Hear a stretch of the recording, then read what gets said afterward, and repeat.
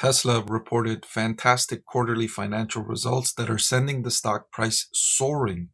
In the day after the company announced those earnings release, I've had time to digest the company's earnings release, shareholder letter, and go through the company's conference call with Wall Street analysts.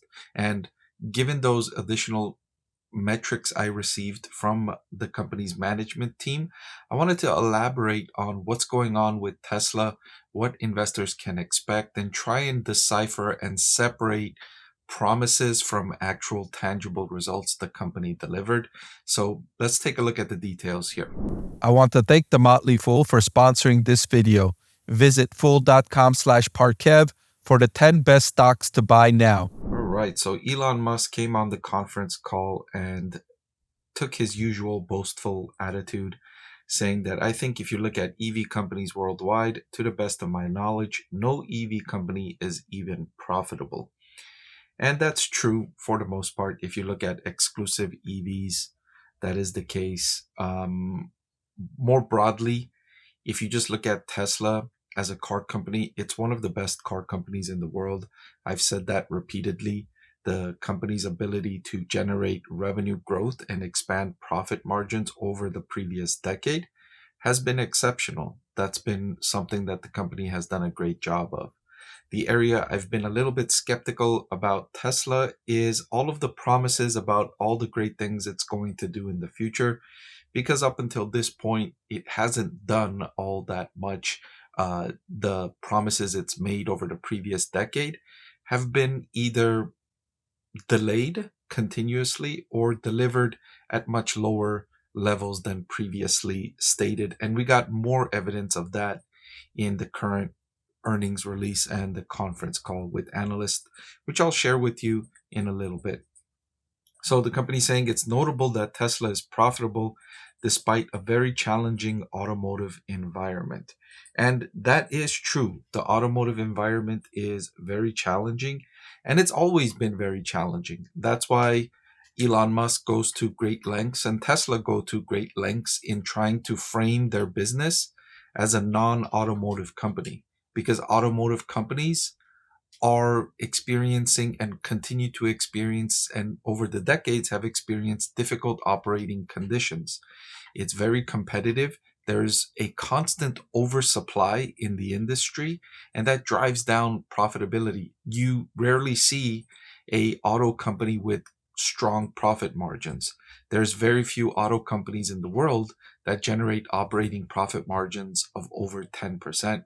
And so Tesla doesn't want to be known as an auto company because they're not very lucrative. And so it's trying to frame itself as something else, anything other than a car company, because they understand that car companies are not lucrative. They're not very profitable. One of the primary reasons why car companies have never been very profitable is because there's very high barriers to exit. And let me elaborate on what that means. When a car company builds a manufacturing facility and starts to produce vehicles, that's generally hundreds of millions, if not billions of dollars of investment that's gone into that manufacturing of that car or those car models. And even if that car company goes into hard times, it's very difficult for that company to shut its doors and say, okay, we're not going to produce cars anymore, because they've put into that company so much investment already that they're incentivized to continue producing those vehicles, because the marginal cost of each car is still or might be lower than the marginal revenue they get from each sale. So even if the business overall might be struggling and profit margins might be very, very low, still each car they make will generate a small contribution profit. And so they'll keep producing each individual car. So even if they're making very low margins, they'll keep producing because they can't take those billions of dollars that they've invested in that manufacturing facility, the billions of dollars in research and development they've put into those models, and easily sell that to a competitor. Because a competitor has already built enough scale for itself, and it can't simply onboard this other company's thousands or hundreds of thousands or millions of units of scale in that manufacturing facility. And it certainly would not want the models that the other car company has, right? So it's difficult to exit once you're in there. And that's why you've had this constant oversupply in the car industry, because you just keep getting these new competitors that come in. In the last 5 years alone, how many new car companies have entered, right? And how many electric vehicle companies have come in?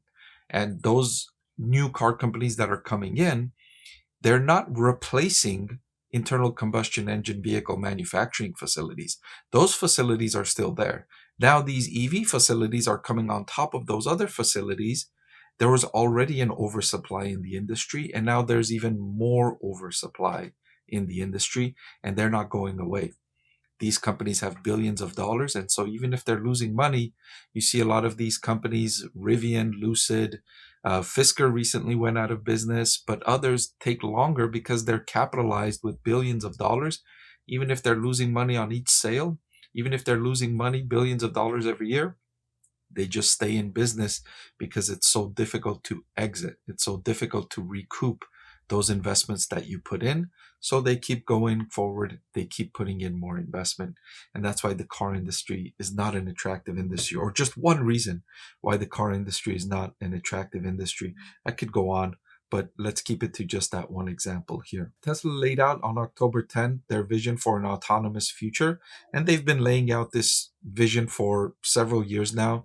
It's way past due, and Tesla stock investors don't seem to mind that the company gives you a promise of doing something in the year 2019, and then here you are in 2024, and they're still not delivering on that promise. And the biggest thing that came out, well, I shouldn't say the biggest thing, or I should say one of the biggest things that came out of the company's quarterly report is that they reiterated that they're on track to deliver their affordable models starting in the first half of 2025. But they almost confirmed that it's not going to be anywhere near $25,000. Elon Musk, when asked about this, kind of sidestepped the question as typical for this company. Remember, they like to make big, ambitious promises, but when it comes time to deliver, they like to shift your attention to something else. Don't focus on the fact that what we're delivering is much later and much worse than what we were forecasting. Don't worry about that. Think about this other thing that we're telling you about that we're going to do in the future. That, again, if you haven't gotten a hang of how Tesla operates, everything that they're promising for the future is probably going to be much later than forecasted and much worse than forecasted. That's just what the company's in the habit of doing.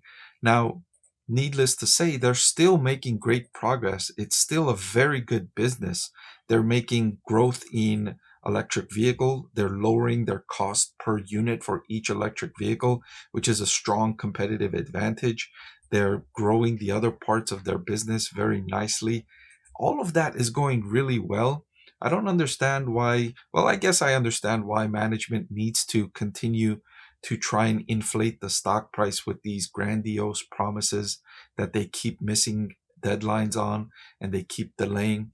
I think over time it's giving a bad reputation to the company that otherwise, if you exclude that part of Tesla, it's a really good business.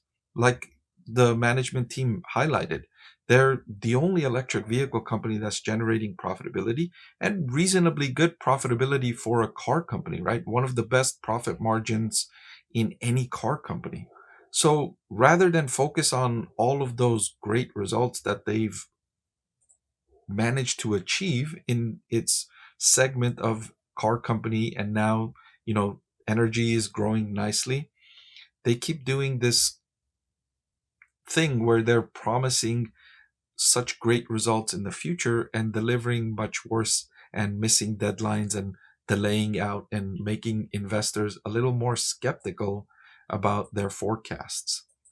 Nevertheless, this quarter was a fantastic quarter for Tesla, and the stock price jumping nearly 20% following these results, I think, is justifiable because of the phenomenal growth in profit margins and cash flow from operations the company delivered.